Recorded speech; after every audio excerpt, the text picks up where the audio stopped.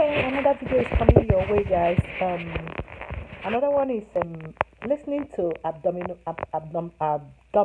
sound. Yeah, sound from your belly.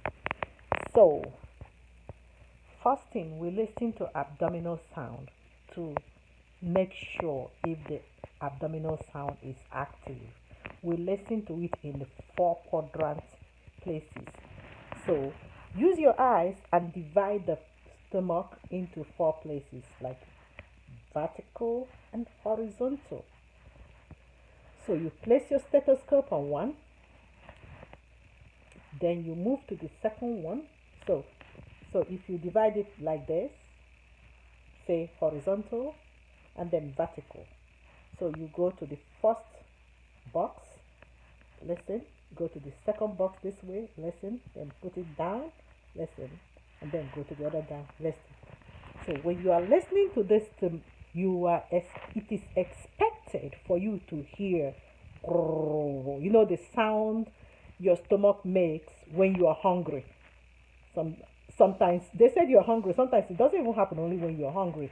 Sometimes it also happens. But that is evidence that the bowel. We describe it as the bowel being active. An active the patient has an active bowel sounds. So if he has it in all the areas, we say he has the active bowel sound in the four quadrant area, or that the active bowel sound is present times four. That means in the four quadrant area, active bowel sound present in four quadrant area. Sometimes when we document it, we say bowel sound present times four. Okay, so that means it's present in those four quadrant areas because you use your eye to divide it into four. So then you listen, you listen, you listen. So let me this is my stomach. So I divide it into this way. So when I put my stethoscope here on this upper left side, then I put on right here, the upper right side, then I go down on the lower, then I go that side again. So when you're listening or when you're doing an assessment, it has to be systematic. You don't just listen here and then go down here, or go here and go here. So it's systematic. So if you start on the left side, on the left upper side, you go to the right upper side, then you go down here, you go down here. See what I did? So you don't just listen here and then go here and then go here and go here. So it is systematic. So if I start on the right upper side, I go to the left upper side, then I go down to the right lower side, then I go to the right lower side.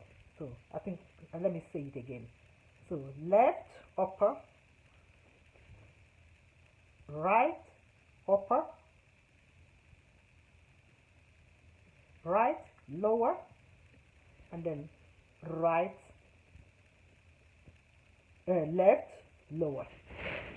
So, and in these places you're supposed to hear that sound that you get when you are hungry, like those activity is normal. That means the person has a bowel sound.